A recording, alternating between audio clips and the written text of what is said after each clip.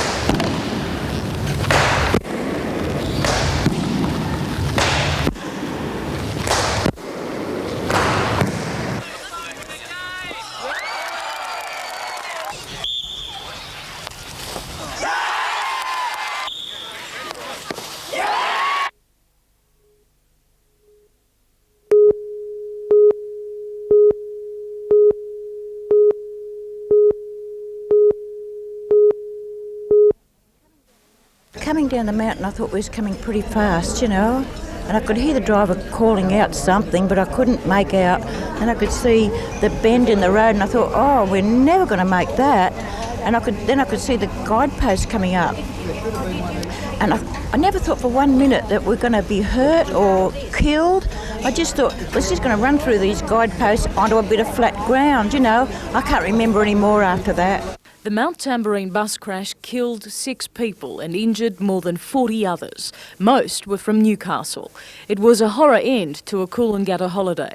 My chest was the worst part, but I knew I couldn't get off this piece of steel what was on either. I knew I was impaled on that.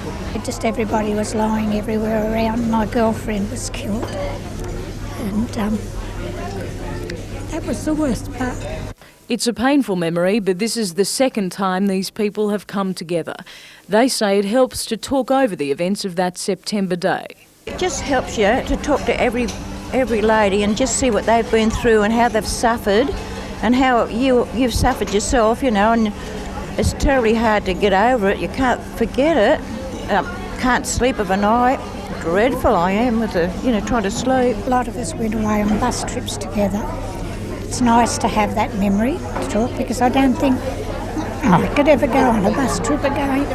Have you been on another bus trip? Yes, I've been to Phantom of the Opera with my daughter, but it was really, really tensed up, going down, especially going down mountains again.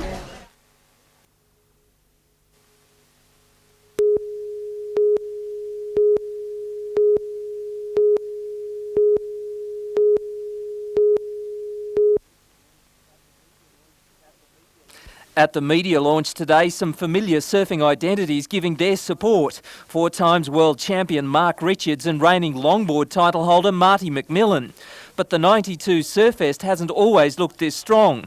Late last year, sponsorship dropouts put the whole event in question. 100,000 to 150,000 we lost off BHP, their total involvement. So it was very hard to bring that back up to what they had put in. With a new pool of sponsors, Surfest was saved. The event downgraded from a 3-star to a 2-star competition. Even so, 36 touring pros will compete, including world champ Damien Hardman. The top 8 women pros will surf in the drug offensive women's competition. According to Mark Richards, the visiting surfers love competing in Surfest, and local stars like Nick Wood, Luke Egan and Matt Hoy have something to prove to their home crowds.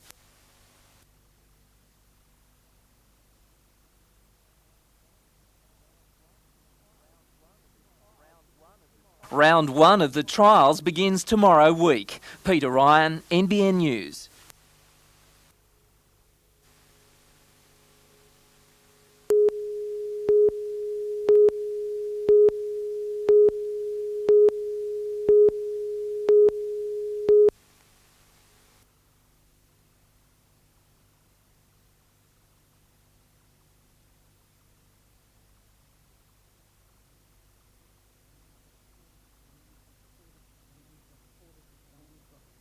Well, we've got 4 different sized guitars, and the unusual thing about the quartet, in fact, is the instruments. Like with violins and cellos and so on, that the the small ones sound higher.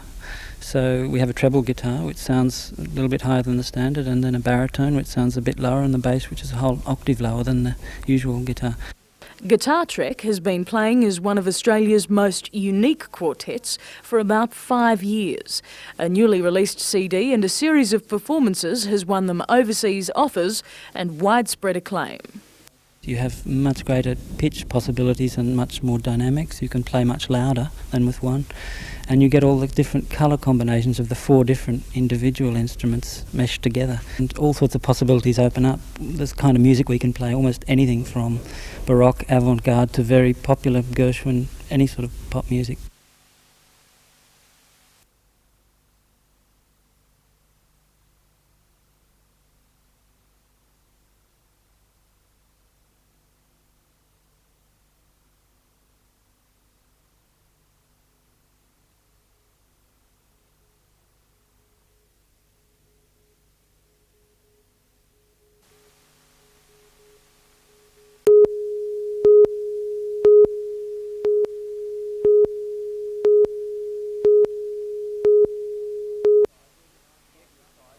The exercise, organised by the Armidale boarding school, was designed to give the girls a chance to get to know each other outside the classroom. They will grow in confidence and they'll get to know each other in a situation other than the classroom.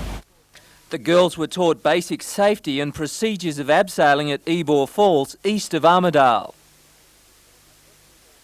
A necessary precaution before making the big jump. The camp was part of a new personal development program designed by the school to allow the girls to become acquainted and self-reliant through the activities of abseiling and orienteering. And we're very confident that that will spill over to their studies and they'll try things that they possibly wouldn't have tried before.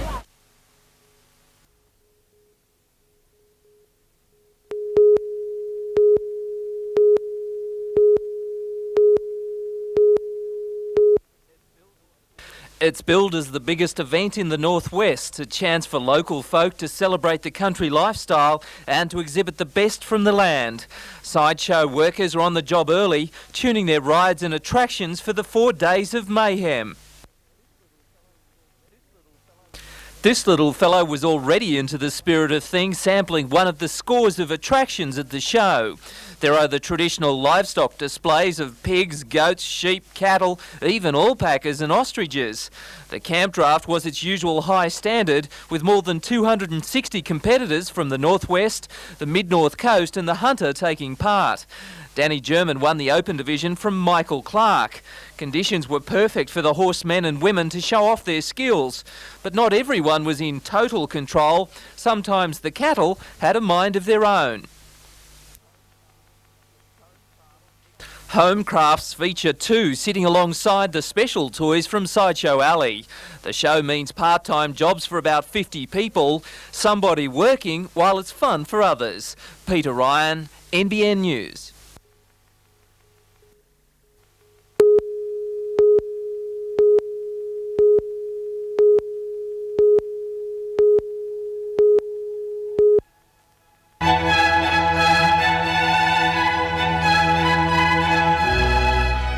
Highwoods belonged to Elsa Lowry, a noted entomologist, sometime trout fisher and respected ABC broadcaster.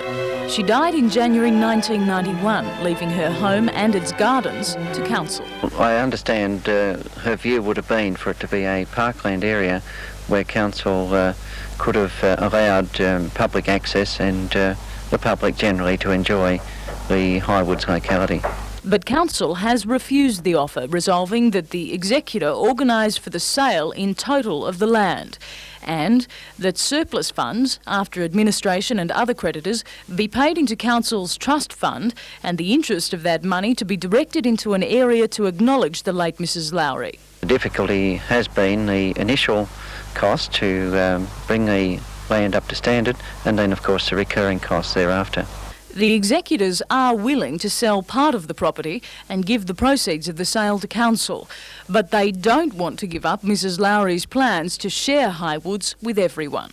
The executors still think that we should carry out Mrs Lowry's wishes to the full, and with that idea in mind, we think that after the proceeds of sale are received, we'll see what can be done to bring about that idea, either by having new trustees appointed other than the council, or perhaps by doing something ourselves. But a lot will depend.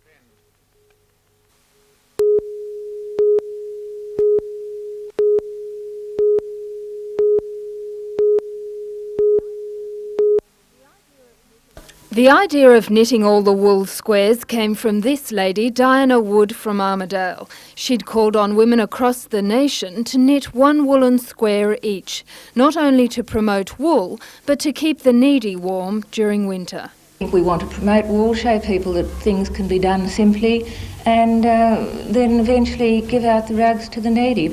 There's a last-minute rush to have all the squares sewn into blankets before National Wool Day in May. So far, 4,500 woolen squares have been knitted for about 150 rugs. Before they're distributed to the needy, the rugs will be on display at the upcoming Wool Expo in Armidale and in Canberra on National Wool Day.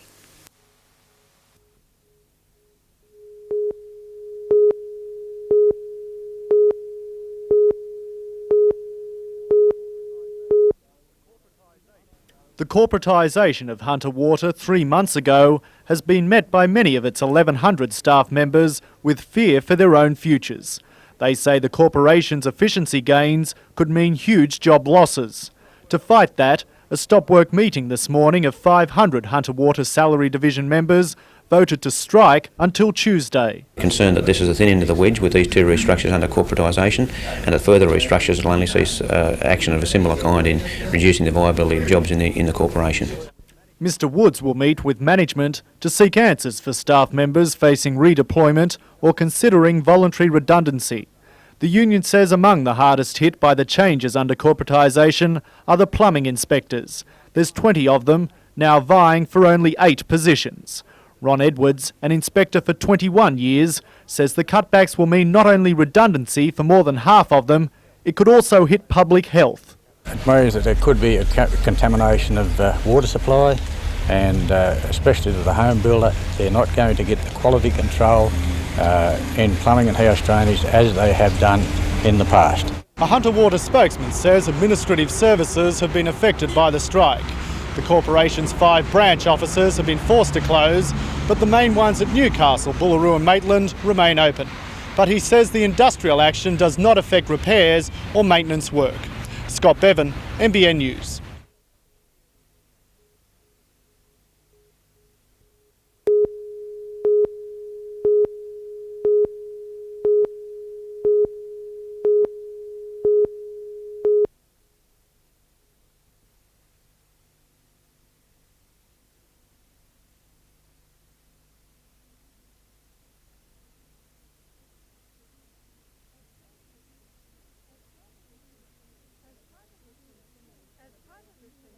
As part of the centenary celebrations, the students dressed in similar clothes to those worn by the first pupils who attended Dudley Public School. Flo Watkins learned how to read and write in this classroom 70 years ago.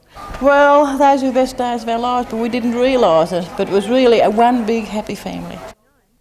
At 89, Flo Hutton is the oldest ex-student alive. She had the honour of cutting the cake.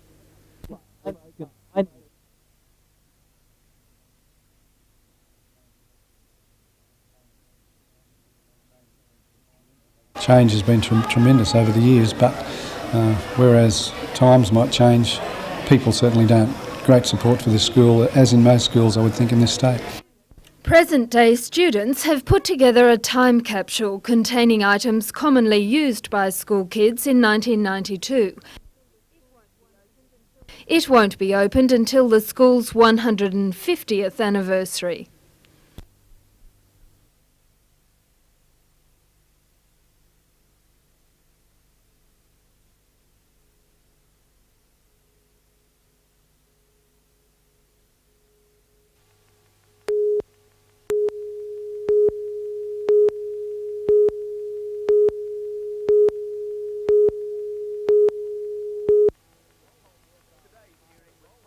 Today's hearing was told the SRA hired a roller from Stokes in 1990. The machine worked a site at Karamba, west of Coffs Harbour. In total, Stokes claimed for 80.5 hours work. Records show the roller was used for 19. Assistant Commissioner Ronald Sackville QC questioned Stokes. "Were you overstating the number of hours worked by your machine?" he asked. Stokes replied, "That's right." The Commissioner then asked, was the SRA subjected to overcharging generally? And Stokes replied, "That's correct." The contractor said he volunteered this information because, "I think it's terrible, the amount of money wasted." Stokes was asked why he hadn't told the SRA about the overcharging. He told the Commission it was because he didn't want to make waves. In the light of his evidence, he was stood down this afternoon so he could obtain legal advice. Mr Stokes will appear before the Commission again next week. The hearing has been adjourned until Tuesday. Anthony Griffiths, NBN News.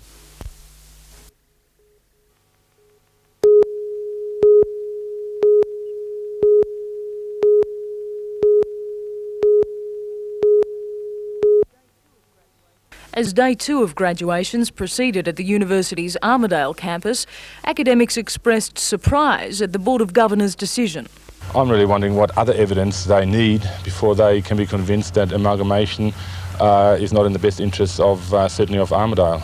Last year, in an opinion poll, 89% of staff voted to sever ties with the university's Lismore campus. Coupled with discussion papers and calls to return to separate institutions from both campuses' academic boards and senates, Mr Beiersdorf says there's good reason to abandon amalgamation. Many academics will be encouraged to put in additional submissions, individual submissions or perhaps group submissions to the Board of Governors for the Working Party, and I do hope that the Board of Governors will, in 5 weeks' time, eventually listen to what is the overwhelming view, namely that amalgamation has not worked and is unlikely to work in the future. Yesterday, Vice-Chancellor Robert Smith maintained amalgamation will remain unless there's an amendment to the legislation by which it was established. But a special task force has been set up to examine the university's structure. It will report back to the Board of Governors on May the 1st. Mr Beiersdorf says academics will wait until then to determine whether to take any action. I can't really tell what's going to happen in 5 weeks. Whatever the decision is, I think you'd have to come back and talk to academics then.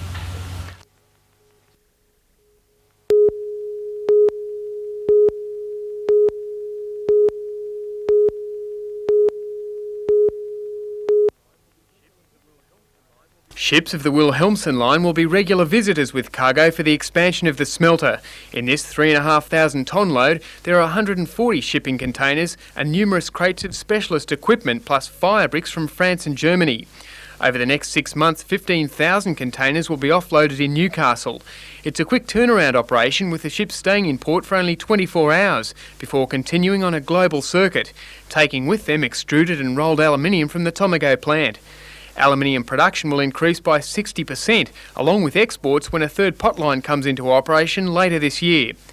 Also in Newcastle, 3 ships of the New Zealand Navy, Leander-class frigates Canterbury and Waikato, entered the port line astern this morning, accompanied by the replenishment tanker Endeavour. The Newcastle Maritime Museum ran its flags up the pole. We're just saying welcome to the 3 New Zealand Navy ships that are visiting us this weekend. They're the International Code of Signals. The ships have been taking part in exercises with the Royal Australian Navy for the past 3 weeks and are in Newcastle on a 3-day R&R stop before heading home. Andrew Lobb reporting for NBN News.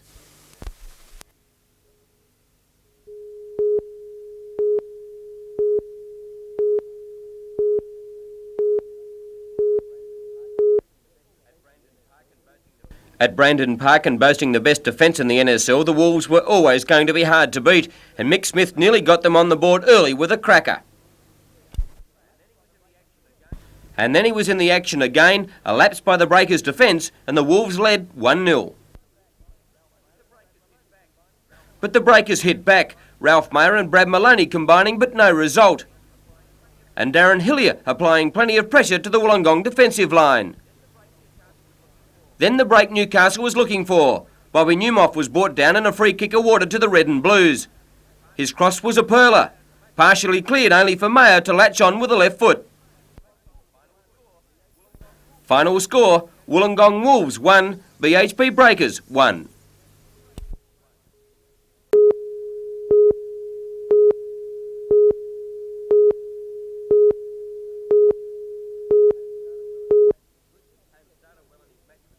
Holmes started well in his match with Gleeson and signalled his intentions to attack wherever possible. But Gleeson also wasn't going to be overawed by the situation. An excellent volley, and then showing deft touch to bamboozle Holmes with a super lob. But Holmes was about to follow on from his first round upset of beating John Frawley, this backhand a beauty. And then from the opposite wing for another winner. Maitland's Jane Taylor dominated her match against Amanda Trail, dropping only one game. Taylor's all-round court coverage was superb, her hard work under fitness guru Joe Dunnage paying dividends with newfound pace. Taylor hit winners from everywhere, this running backhand the shot of the match. Taylor closed out the first set 6-love and then only allowed Trail the one game before advancing to the final. Her rival will be Kiwi Julie Richardson, who was a comfortable 6-3, 6-4 victor against Kate McDonald. Richardson and Taylor have met twice before during the Ford Futures circuit with one win apiece, and tomorrow's final will decide the issue. The final's from 11 o'clock in the morning.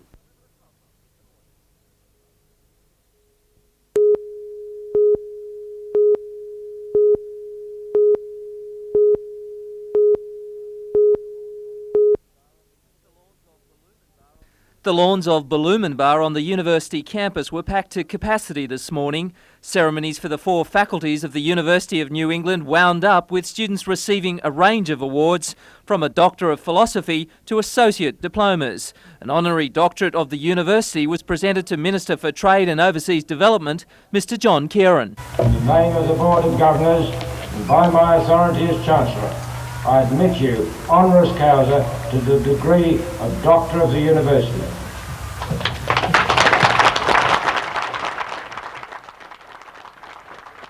And the Shire of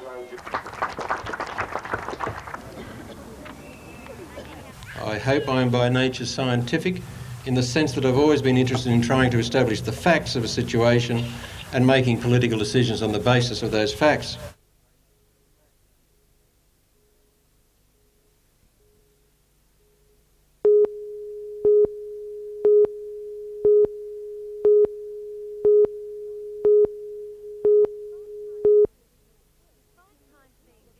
Despite times being difficult, it seems the people of the Northwest still love a show.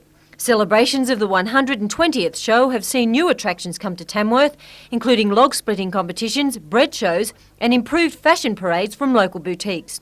All the old fun was also back, with everyone enjoying the regular rides like the Ferris wheel, Dodgem cars and Sideshow Alley. The Holden Precision team thrilled the crowd with their expert driving. Equestrian and woodchop events were also of a high standard. Festivities wind up for another year tonight, and planning for the 121st Tamworth show is already underway.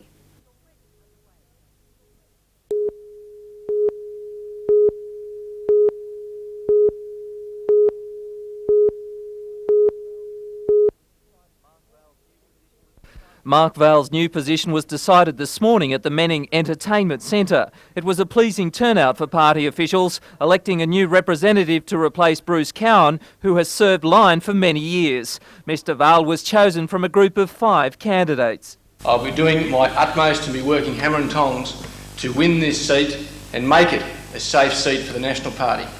While the National Party has been strong in line, disappointing performances on the North Coast must have party officials concerned. Mr Vale says his next hurdle is the campaign leading to the next election. To make sure that we maintain this as a National Party seat at the next federal election.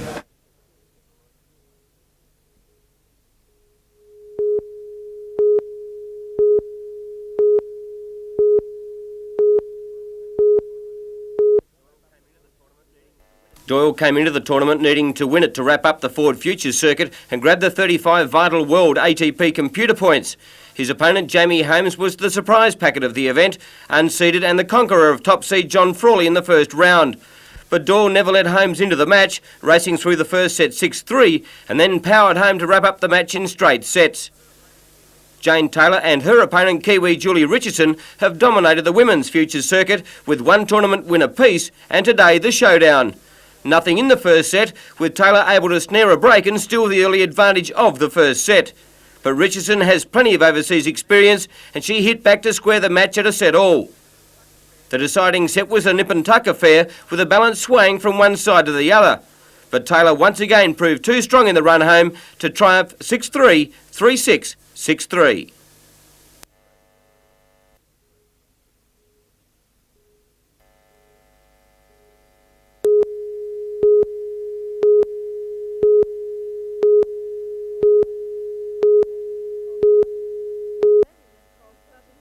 The Glen Innes Golf Club is in receivership, but a Japanese company, Cosmos Limited, is keen to turn it into an international golf course.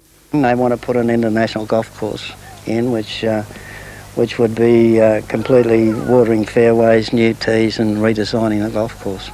If the course is built, accommodation will also be required. Although negotiations are still underway, a tree was planted this weekend. The ceremony signified the hope that as the tree grows, so will the joint enterprise.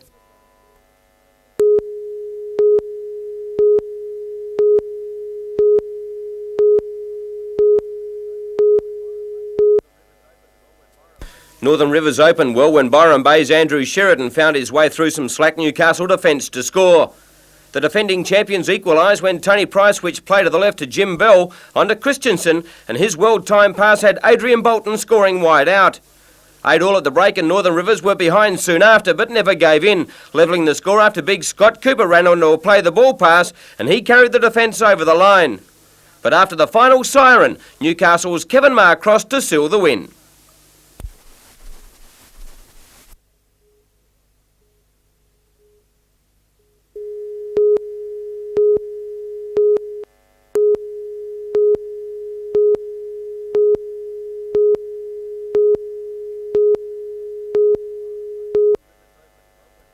Northern Rivers opened well when Byron Bay's Andrew Sheridan found his way through some slack Newcastle defence to score. The defending champions equalised when Tony Price switched play to the left to Jim Bell onto Christensen, and his world time pass had Adrian Bolton scoring wide out. 8 all at the break and Northern Rivers were behind soon after but never gave in, levelling the score after big Scott Cooper ran into a play the ball pass and he carried the defence over the line. But after the final siren, Newcastle's Kevin Marr crossed to seal the win. Torrential rain delayed the start of the Formula One Powerboat Grand Prix, with officials resigned to reducing the race from 40 to 15 laps. Bob Halliday in the Adjip Oils number 4 bounced out to an early lead and made the most of the clear water in front of him, hotly pursued by Neil Hancock in the Shell 17.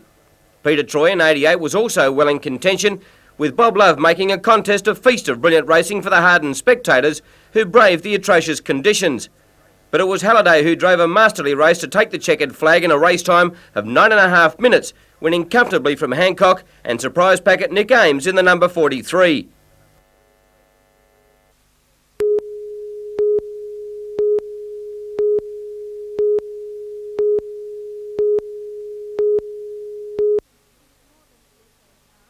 It is more than a decade now since not just the police and the judiciary, but all of Australia put the Chamberlains on trial. Who would have thought back in 1980 that an innocent family holiday would so profoundly shatter a family and shake all of Australia? Who would have thought 12 years later that one of the principal victims, Michael Chamberlain, would turn to a career in the holiday industry?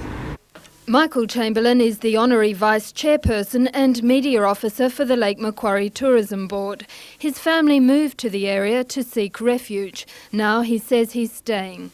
Well, I'm here because basically it's a beautiful family place to live in. It's a very secure area. It was a very secure area for my family. But obviously there's something special about the Lake Macquarie area that has prompted Michael to spend both his personal time there and his professional ability promoting it. There is the security and the beauty of the Blue Hills of Lake Macquarie, Warrington Mountains, which we live very close to. And then you've got the very beautiful unpolluted lake, which is a safe water area. It's twice the size of Sydney Harbour. And then you've got some very fine, crisp, unpolluted beaches, and my kids love to surf and swim on. This year, the Lake Macquarie Council will spend about $400,000 attracting tourists to the area. As well as launching a television campaign next week, it will open a tourist information centre. We've always been the little brother to Port Stephens or Cessnock, the wineries, and it's the intention of the Tourism Association to try and ensure that Lake Macquarie becomes a destination in its own right. The Tourist Information Centre will be open for business from next week. Jane Anderson, NBN News.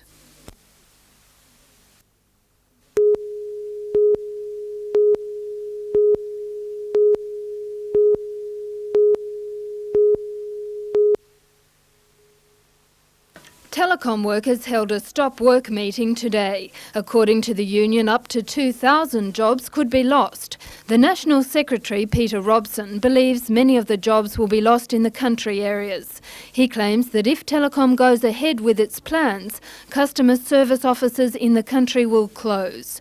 This afternoon, workers voted on whether to condemn Telecom's actions and continue with further industrial action. The results of the ballot should be known later this evening. Meanwhile, the GIO office in Toronto closed its doors today. The agency will be moved to the GIO Australia branches at Charlestown, Mayfield and Newcastle. Jane Anderson, NBN News.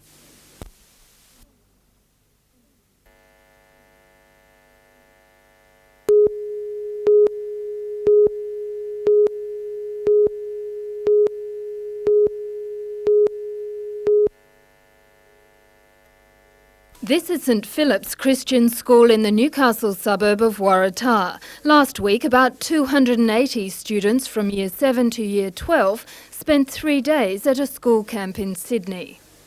But it was the events that took place on the Thursday night that alarmed some of the children. The principal, Graham Irwin, has confirmed that the guest speaker and some of the students spoke in tongues. Well, I heard very small expressions of this speaking in tongues. There was the speaker himself. There were some of the other students who knew about it, could speak in tongues themselves, who were doing that. But it wasn't a staged thing. It just happened spontaneously, and it wasn't something that we said, now let's all speak in tongues. It was just something that happened at that point in time. As for whether teachers had to console distressed students who were vomiting, yes, but whether that comes from the speaker's way of presenting his message or not is another thing. There was a chocolate vending machine that was there that was emptied 3 times at least on that night. There could have been other factors. On the issue of whether students were told to repent if they had what were termed horny thoughts and that they would go to hell if they kissed a member of the opposite sex before marriage, the speaker's intentions weren't to say things like that.